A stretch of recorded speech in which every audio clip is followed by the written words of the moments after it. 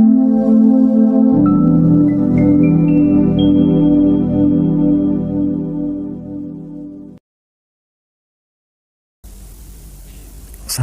warahmatullahi wabarakatuh.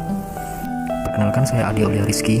Saya akan menjelaskan tentang 3.1.A.6 demonstrasi konstekstual modul 3.1. Demonstrasi konstekstual modul 3.1, pengambilan keputusan berbasis nilai-nilai kebajikan sebagai pemimpin. Tujuan pembelajaran khusus: CQP dapat melakukan suatu analisis atas penerapan proses pengambilan keputusan berdasarkan pengetahuan yang telah dipelajarinya tentang berbagai paradigma, prinsip, serta langkah pengambilan dan pengujian keputusan di sekolah asal masing-masing dan di sekolah atau lingkungan lain. Ketentuan: wawancara dengan pimpinan atau kepala sekolah. Anda diminta untuk mewawancarai 2-3 pimpinan kepala sekolah di lingkungan Anda. Salah satunya adalah pimpinan di sekolah asal Anda. Hasil wawancara ini adalah untuk mendapatkan sebuah wacana tentang praktek pengambilan keputusan yang selama ini dijalankan, terutama untuk kasus-kasus yang di mana nilai-nilai kebajikan saling bersinggungan, atau untuk kasus-kasus dilema etika yang sama-sama benar apa yang selama ini dilakukan pimpinan-pimpinan tersebut. Praktek apa yang selama ini dijalankan? Analisis praktek pengambilan keputusan dilema etika tersebut di antara para pemimpin yang Anda wawancarai, dan kaitan dengan pengetahuan Anda sendiri tentang 4 paradigma, 3 prinsip, dan 9 langkah pengujian. Analisis dan lakukan refleksi atas hasil wawancara tersebut. Silakan unggah hasil wawancara dan refleksi Anda dalam bentuk video, audio, atau tertulis.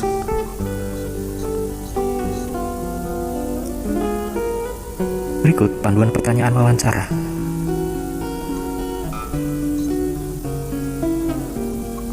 Wawancara pertama adalah Kepala Sekolah SMK Satya Praja 3 Pemalang, yaitu Bapak Slamet Budi Raharjo SPD. Dan wawancara kedua adalah Kepala Sekolah SMP Satya Praja 2 Pemalang, yaitu Ibu Yeni Prihatini SPD. Assalamualaikum warahmatullahi wabarakatuh. Waalaikumsalam warahmatullahi wabarakatuh. Ada waktu Pak sebentar? Ada. Ini saya ada tugas dari program guru penggerak untuk mewawancarai minimal 2 kepala sekolah. Kebetulan saya memilih Bapak untuk menjadi yang akan saya interview. Kira-kira ada waktu ya Pak? Ada Pak. Ya, bersedia ya? Bersedia, siap. Oke. Langsung aja Pak, ini biar cepat juga. Ini tentang kaitan dengan bagaimana cara Bapak pengambilan keputusan setiap ada persoalan di dalam sekolahan Pak. Jadi pengambilan keputusan atau kebijakan Bapak terkait pada permasalahan yang terjadi di sekolah. Pertanyaan yang pertama, selama ini bagaimana Bapak dapat mengidentifikasi kasus-kasus yang merupakan dilema etika atau bujukan moral? Menurut saya ya Pak, masalah dilema etika maupun bujukan moral, identitasnya adalah ketika ada 2 pendapat sama-sama benar Pak, mungkin tapi ada yang sisi pertentangannya. Jadi pendapat itu benar, cuma ada yang beda. Itu adalah dilema etika.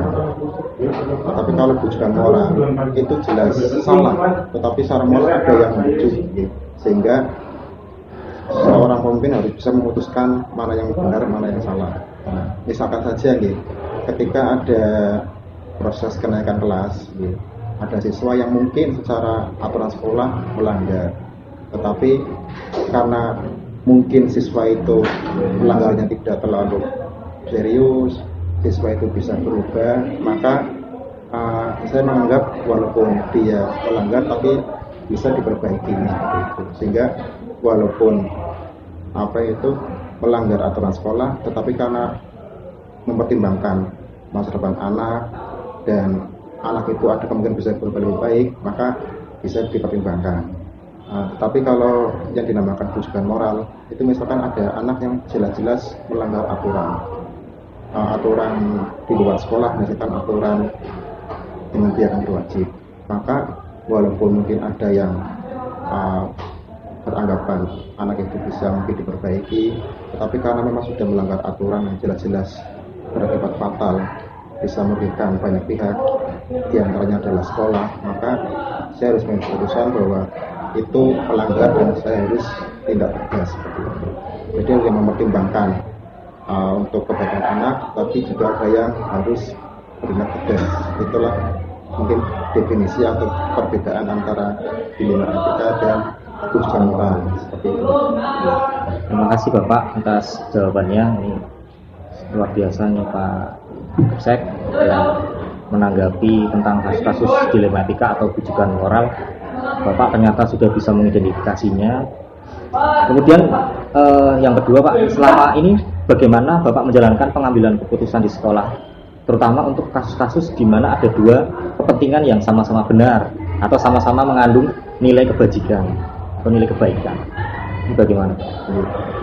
Saya dalam menjalankan pengambilan keputusan di mana ada dua kepentingan yang sama-sama benar, tapi harus diputuskan antara dua pertimbangan itu, maka saya sebagai kepala sekolah, jika memang itu dua-duanya benar, maka saya menitikberatkan pada kepentingan anak, pada masa depan anak.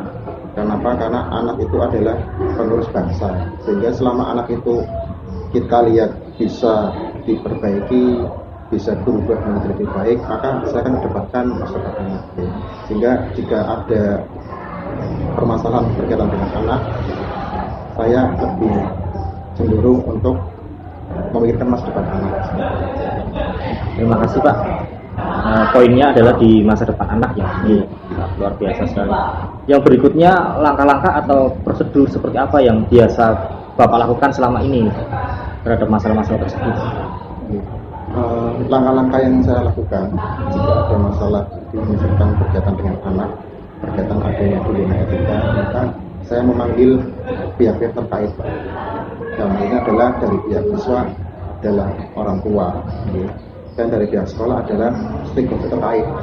Karena siswa mungkin yang saya ajak diskusi mungkin dari BK maupun kesiswaan.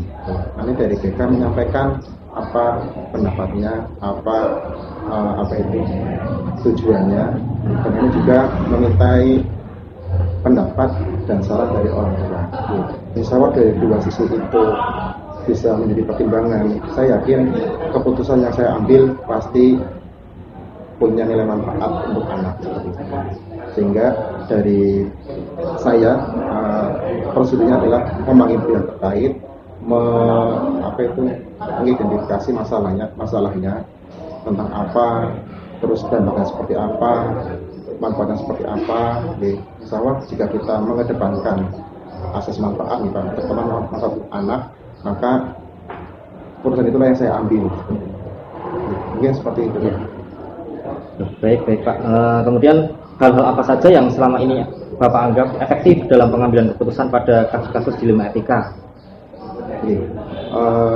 Menurut saya yang saya rasa efektif dalam pengambilan keputusan berkaitan dengan kasus-kasus dilema etika, itu saya mencoba memberikan gambaran tentang masa depan anak. Jadi ketika ada anak melanggar seperti ini, maka saya akan gambarkan ke depannya seperti apa. Sama juga dengan orang tua, ketika punya anak seperti ini terus bisa kita rubah, maka ke depan menjadi seperti apa. Termasuk juga sekolah, jika kita ada masalah terus kita bisa mengambil keputusan yang tepat, maka sekolah juga dianggap bisa menyelesaikan masalah tetapi tidak menimbulkan korban, dalam hal ini adalah anak. Sehingga yang menurut saya efektif adalah saya memikirkan masa depan anak Pak. Jangan sampai keputusan yang saya buat dalam hal dilema etika ini anak menjadi korban, karena anak kadang-kadang Pak, pikirannya belum luas seperti itu. Sehingga saya mencoba menyadarkan anak, orang tua maupun pihak sekolah, yang kita pikirkan adalah masa depan anak. Itu yang menurut saya efektif dalam mengambil keputusan berkaitan dengan dilema etika. Tidak merugikan anak ya Pak? Iya. Kemudian hal-hal apa saja yang selama ini merupakan tantangan dalam pengambilan keputusan pada kasus-kasus dilema etika Pak? Berarti seperti ini Pak, menurut saya ketika ada permasalahan, pertama ada dilema etika yang sama-sama merasa benar, tetapi harus tak temukan putusan dari salah satu pihak, maka tantangan saya adalah bagaimana ketika saya mengambil keputusan dua belah pihak itu menerima seperti itu. Jadi tidak ada yang kecewa, tidak ada yang putus asa, dengan harapan tadi yang mungkin saat ini pendapatnya berusaha terima masih mau memberikan kritik atau saran yang membangun. Jadi jangan sampai ketika saya memilih salah satu pihak yang menurut saya diterima alasannya, itu pihak lain tidak kecewa, Pak. Sehingga saya harus menggunakan metode-metode yang bagaimana caranya menyelesaikan masalah tapi tidak menimbulkan masalah baru. Sehingga menurut kami tantangannya adalah tadi kita harus memberikan pemahaman kepada dua belah pihak bahwa keputusan inilah yang paling benar dan tidak ada yang salah, sehingga kita harus bisa legowo mengambil keputusan yang dianggap bisa punya dampak positif baik buat anak maupun buat sekolah seperti itu. Mungkin itu, Pak. Berarti ini kalau contoh studi kasusnya atau contoh kasusnya tentang permasalahan dua siswa gitu. Dua siswa biar kedua-duanya itu merasa legowo semua, tidak ada yang dilebihkan ya gitu Pak. Berarti ada dua siswa gitu ya. Berikutnya Pak, apakah Bapak memiliki sebuah jadwal tertentu dalam sebuah penyelesaian kasus dilema etika? Apakah Bapak langsung menyelesaikan di tempat atau memiliki sebuah jadwal untuk menyelesaikannya? Bentuk atau prosedurnya seperti apa yang Bapak jalankan? Kami ada dua. Yang pertama memang ada jadwal tertentu ya Pak. Kenapa terjadwal? Karena memang biasanya masalah terjadi pada saat itu, yaitu biasanya terjadi pada saat kenaikan kelas. Itu hampir setiap kenaikan kelas terjadi, sehingga mungkin saya punya jadwal khusus untuk menyelesaikan masalah yang berkaitan dengan dilema etika ketika kenaikan kelas. Dan juga ketika ada semacam proses yang harus saya lalui ketika momen tertentu, diantaranya yaitu ketika menyelesaikan kegiatan PPDB, itu pasti ada masalah, sehingga yang terjadwal ketika ada kenaikan kelas dan penerimaan siswa baru. Yang tidak terjadwal pasti ada dalam setiap kegiatan, pasti ada masalah yang berkaitan dengan dilema etika. Jadi ketika ada masalah terjadwal, maka sudah saya susun prosedurnya yang sudah kami siapkan untuk memutuskan suatu masalah. Nah, ketika ada masalah mendadak, kami juga tidak keburu-buru mengambil keputusan. Kami pelajari dulu, kami identifikasi dulu, jangan sampai karena ada masalah mendadak, keputusan mendadak, nah keputusan itu tidak maksimal. Dalam artian ada celah di mana ada menjadi yang merugikan. Sehingga walaupun mendadak, tetap kami ada proses seperti itu. Dan harapan sudah dipertimbangkan masa-masa dengan tujuan keputusan yang saya ambil sudah melalui proses seperti itu. Baik Pak, terima kasih jawabannya. Jadi yang bisa saya ambil ketika ada permasalahan yang mungkin berhubungan dengan kegiatan yang bisa terjadwal ya tapi dengan menggunakan agenda terjadwal tadi gitu. Nah ketika tidak ada agenda itu, tiba-tiba ada permasalahan mendadak, dengan tetap menggunakan proses di mana nanti hasil keputusannya pun tidak gugup atau tidak terburu-buru ya Pak, tetap ada prosesnya gitu. Baik dari pemanggilan orang tua maupun pihak terkait sudah ada proses. Ya. Kemudian adakah seseorang atau faktor-faktor apa yang selama ini mempermudah atau membantu Bapak dalam pengambilan keputusan dalam kasus dilema etika? Ada Pak, seperti yang tadi yang disampaikan bahwa dalam memutuskan suatu keputusan saya butuh orang-orang yang bisa sebagai pertimbangan kami, sehingga kami ada semacam masukan apa yang saya putuskan bisa lebih baik. Yang pertama adalah orang tua, pasti dari sisi anak butuh pertimbangan orang tua. Kenapa? Karena anak tidak lepas dari orang tua, dan orang tua juga yang sudah punya kedewasaan dalam menghadapi masalah. Sehingga kalau ada orang tua, maka anak merasa ada yang mendampingi, anak merasa ada yang melindungi, sehingga anak tidak terkesan mendapat tekanan yang mendampingi.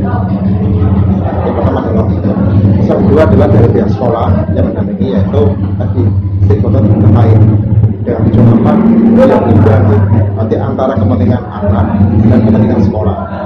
Jadi kalau kita sudah mempertimbangkan kepentingan anak dan sekolah, kita tidak insya Allah keputusan itu bisa bijaksana. Jadi dari unsur orang tua dan dari unsur sekolah. Ya, terima kasih Pak. Kemudian ini terakhir Pak, pertanyaan terakhir. Dari semua hal yang telah Bapak sampaikan tadi, pembelajaran apa yang dapat Bapak petik dari pengalaman Bapak mengambil keputusan dilema etika Pak? Menurut kami, setiap anak untuk datang ke sekolah adalah pendidikan ya Pak. Untuk mencari pendidikan, kemana yang namanya pendidikan itu adalah unsur belajar. Belajar itu dari sesuatu yang tidak baik menjadi baik. Nah, dari proses itu pasti ada masalah ya. Sehingga tujuan kita adalah tadi menjadikan lebih baik gitu. Sehingga dengan adanya anak sekolah di kami, tujuannya mendidik akan lebih baik Pak. Sehingga yang tidak baik ya kita jadikan lebih baik.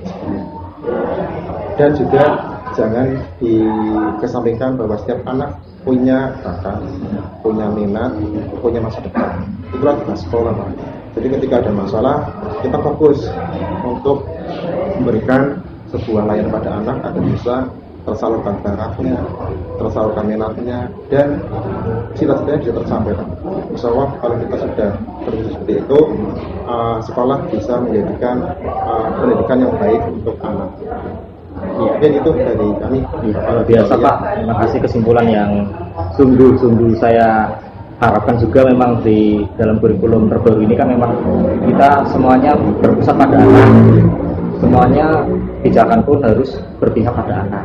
Ini saya sangat setuju sekali apa yang Bapak sampaikan. Terima kasih. Mungkin itu saja Pak. Saya pamit dulu. Matur nuwun sudah mau menerima, sudah mau meluangkan waktu. Mudah-mudahan apa yang Bapak tadi sampaikan akan dipertahankan terus, kemudian bisa ke depannya nanti memberikan keputusan-keputusan yang selalu berpihak pada murid. Itu aja Pak, terima kasih. Saya akhiri, mohon maaf. Assalamualaikum warahmatullahi wabarakatuh. Waalaikumsalam.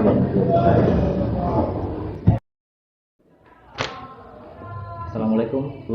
Waalaikumsalam warahmatullahi wabarakatuh. Ya, mohon maaf ini saya mengganggu waktu Ibu. Jadi tidak apa-apa. Ya, ini ada waktu Bu untuk saya Bu. Monggo ada. Jadi ini saya dapat tugas dari program guru penggerak untuk mewawancarai kepala sekolah kaitan dengan penanganan sebuah kasus di sekolahan Bu. Ya. Kemudian bagaimana cara kepala sekolah itu bisa membuat sebuah keputusan-keputusan yang bisa dipertanggungjawabkan. Ya. Langsung aja ya Bu ya. Iya, monggo. Yang pertama Bu, selama ini bagaimana Ibu dapat mengidentifikasi kasus-kasus yang merupakan dilema etika atau bujukan moral Bu? Kalau kasus-kasus dilema etika yang sering kita hadapi di sekolah kami itu tentang anak. Tentang anak karena memang anak-anak kita SMP, anak-anak yang dari anak-anak beranjak remaja, kita itu sering menghadapi anak-anak dengan problem-problem keluarga. Ya, termasuk anak-anak yang sering tidak berangkat. Ya, itu. Nah, kalau rujukan moral ini sudah ranah hukum. Kita sudah, kalau sudah rujukan moral, kita sudah mengambil sikap tegas. Tidak.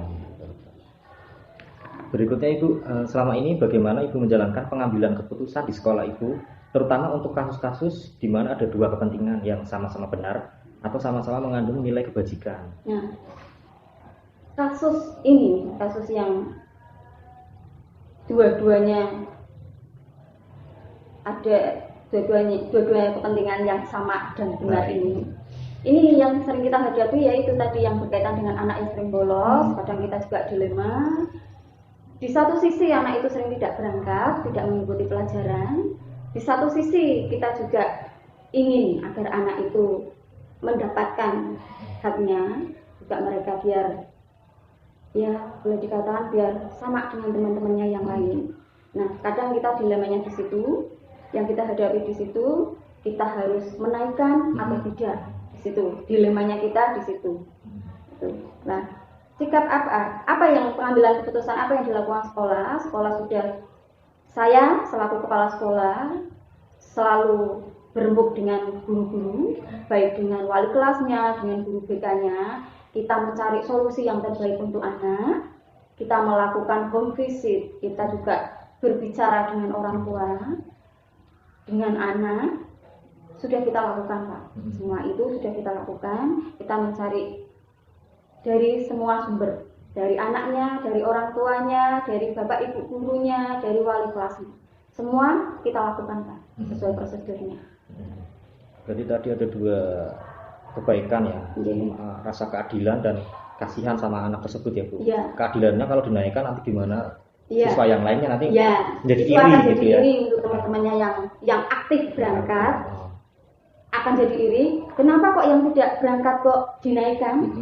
Sedangkan kita yang berangkat terus harus dengan berangkat terus kita bisa naik. Gitu. Kadang dilemanya kita di situ, Pak.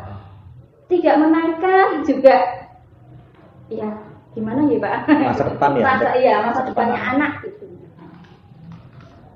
Kemudian langkah-langkah prosedur seperti apa yang bisa Ibu lakukan selama ini? Tadi saya sudah dijawab ya Bu. Ada Dengan home visit, Ya. ketemu dengan orang tua, dengan anaknya, terus dengan guru BK juga yang sudah memberikan bimbingan. Semua kita lakukan, Pak. Termasuk juga setelah itu kita musyawarahkan dengan bapak ibu guru semuanya. Jadi semua elemen Dilibatkan, saya semua. libatkan semua. Terus hal apa saja yang selama ini merupakan tantangan dalam pengambilan keputusan pada kasus-kasus dilema etika Bu? Nah, itu tantangannya, Pak. Saat saya harus mengambil keputusan anak ini saya naikkan, saya dibenturkan dengan anak-anak yang berangkat, yang berangkat yang ya mereka efektif untuk mengikuti pelajaran, tidak dinaikkan pun kasihan dengan anaknya itu, dengan orang tuanya juga, karena kendalanya di sini memang terkadang juga orang tua inginnya anaknya naik. Orang tua sudah berusaha, yang sering kita memvisit juga terkadang orang tua ada yang kita memvisit orang tuanya memang karena kerja di luar kota, ada juga yang kita memvisit orang tuanya sebetulnya masih ingin sekali anaknya untuk sekolah. Mereka sudah berupaya sampai mereka mau mengantar jemput, tapi anaknya memang kendalanya masih di anak. Baik. Terus kemudian apakah Ibu memiliki jadwal tertentu untuk menyelesaikan kasus tadi, atau langsung menyelesaikan di tempat, atau memiliki sebuah jadwal bentuk atau prosedurnya seperti apa gitu? Terkadang kalau masalahnya itu harus kita selesaikan hari itu juga kita selesaikan, Pak. Tapi terkadang saya ada jadwal. Misal kan anak tidak berangkat sekian hari, BK saya suruh home visit. Setelah home visit diberi tindakan, anak kita ajak bicara, kita beri waktu anak. Ternyata setelah di home visit anak mau berangkat. Anak mau berangkat, kita lihat sampai berapa hari. Kalau ternyata kok sudah di home visit, anak tidak berangkat, kita beri tindakan lagi. Secara berkala. Ada prosesnya. Iya, ada prosesnya ya. Kalau yang bisa diselesaikan hari itu, anak terus berangkat lagi, ya kita selesaikan saat itu juga. Tergantung. Ya, tergantung situasinya. Kemudian adakah seseorang atau faktor-faktor apa yang selama ini mempermudah atau membantu Ibu dalam pengambilan keputusan dalam kasus-kasus dilema etika, Bu? Yang membantu kami yaitu Pak tadi, kita aktif, BK kita suruh aktif ya Pak. Termasuk BK harus tahu si A tidak berangkat berapa hari, si B berapa hari. Terus juga BK dengan wali kelas selalu komunikasi. BK dengan wali kelas komunikasi, kalau memang anak sudah 3 hari tidak berangkat, mereka home visit, mereka melaporkan ke saya. Kalau ternyata kok tidak selesai, kita rembuk bareng-bareng dengan bapak. Seperti itu. Ada peran orang tua di situ? Ada. Pada Termasuk saat kita itu ya? visit itu, kita ketemu anak, ketemu dengan orang tua, kita tanyakan ke anak, di situ ada orang tuanya. Terus kita tanyakan juga masalahnya dengan bapak atau ibunya, kenapa kok anak bapak ibu tidak berangkat, orang tua kan tahu Pak. Jadi semuanya Pak. Dilibatkan semua. Iya, dilibatkan semua. Ya, ini pertanyaan terakhir tuh. Iya. Dari semua hal yang telah disampaikan tadi, pembelajaran apa yang dapat Ibu petik dari pengalaman Ibu mengambil keputusan dilema etika? Yang dapat kami petik dari masalah ini ya Pak, sebetulnya terkadang ada miskomunikasi, Miskomunikasi. antara anak, orang tua, wali kelas, dan guru BK. Terkadang miskomunikasinya seperti ini. Anak berangkat dari rumah, orang tua taunya berangkat, tapi tidak sampai sekolah. Setelah BK-nya ke rumah, orang tua baru tahu ternyata anaknya tidak berangkat. Terkadang juga masalahnya beda lagi. Orang tuanya tidak memperhatikan anaknya Pak. Perhatian. Ya, anak tidak berangkat di rumah tidur, tapi orang tuanya tidak tahu karena orang tuanya bekerja. Setelah di home visit, kita jadi tahu, oh ternyata si anak tidak berangkat karena tidak dibangunkan. Orang tua sudah berangkat pagi-pagi sekali, kayak gitu Pak. Terkadang terkadang saya mengambil apa Pak, yang dapat saya pelajari itu terkadang ada miskomunikasi juga. Ya, yang dapat kami pelajari juga dengan adanya kasus ini, kita bisa bekerja sama dengan orang tua, kita menjalin hubungan dengan anak, orang tua, guru, wali kelas itu semua jadi lebih baik Pak. Ada komunikasi semuanya. Jadi kesimpulan itu ya Bu, Ya. memang dalam kasus yang Ibu sampaikan, cara keputusan yang paling tepat menurut Ibu dan sekolah ya dengan cara berkomunikasi semua pihak itu. Iya, karena buat saya komunikasi itu penting. Ternyata sangat penting. Terkadang juga anak menyampaikan apa yang Bapak Ibu guru inginkan ke orang tua ternyata beda. Gitu, Pak. Jadi kalau ketemu semuanya itu akan lebih enak dan ternyata memang komunikasi itu penting. Betul. Kalau buat kami. Ya. Itu saja Bu. Ini mohon maaf ini saya mengganggu waktunya. Terima kasih atas jawaban-jawabannya. Mudah-mudahan apa yang tadi disampaikan bisa dipertahankan, tetap berkolaborasi dengan semua pihak yang terkait agar bisa menyelesaikan masalah-masalah siswa dengan bijaksana ya. Iya. Refleksi wawancara. Hal-hal menarik apa yang muncul dari wawancara tersebut? Pertanyaan-pertanyaan mengganjal apa yang masih ada dari hasil wawancara bila dibandingkan dengan hal-hal yang Anda pelajari seperti 4 paradigma, 3 prinsip dan 9 langkah pengujian apa yang Anda dapatkan? Secara umum, dalam pengambilan keputusan terkait dilema etika, kedua kepala sekolah yang saya wawancarai sudah memperhatikan paradigma dan prinsip pengambilan keputusan, terutama prinsip berbasis rasa peduli, namun belum semua langkah dalam pengambilan dan pengujian dilakukan. Bagaimana hasil antara 2-3 pimpinan yang Anda wawancarai? Adakah sebuah persamaan atau perbedaan? Kira-kira ada yang menonjol dari salah satu pimpinan tersebut? Mengapa? Apa yang membedakan?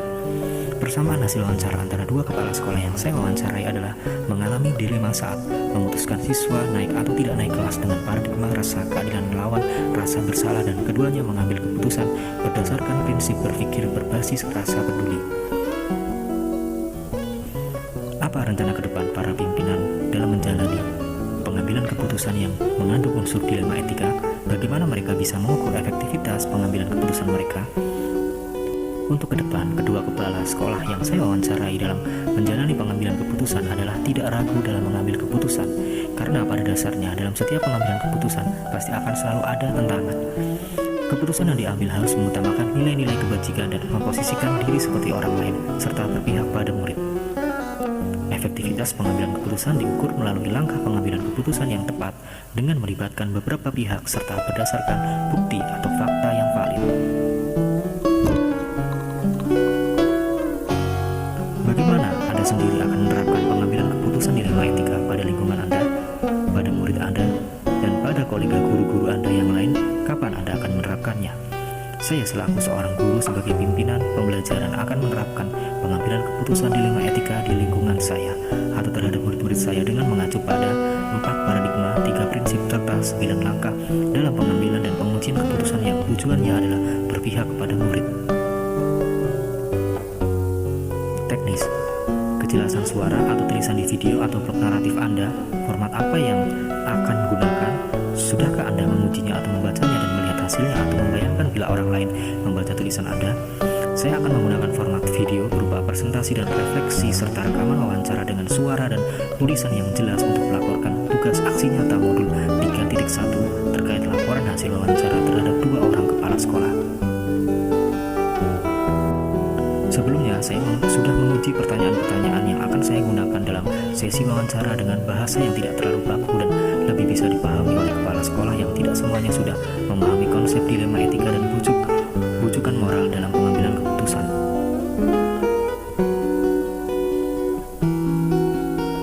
Teknis, durasi waktu atau panjang tulisan apakah sudah diuji untuk maksimal dan minimal waktu berbicara, atau apakah sudah ditinjau isi dan panjang tulisan Anda dan kepadatan atau intisari materi yang Anda ingin sampaikan. Durasi waktu wawancara untuk setiap satu sesi atau kepala sekolah kurang lebih antara 10-12 menit untuk menggali informasi terkait dengan panduan pertanyaan yang telah disediakan. Untuk durasi keseluruhan video laporan tugas aksi nyata modul 3.1 ini kurang lebih 25-30 menit. Video yang saya buat menggunakan aplikasi Canva dan KineMaster. Sekian penjelasan dari saya. Kurang lebihnya mohon maaf. Terima kasih. Salam guru penggerak, guru hebat. Assalamualaikum warahmatullahi wabarakatuh.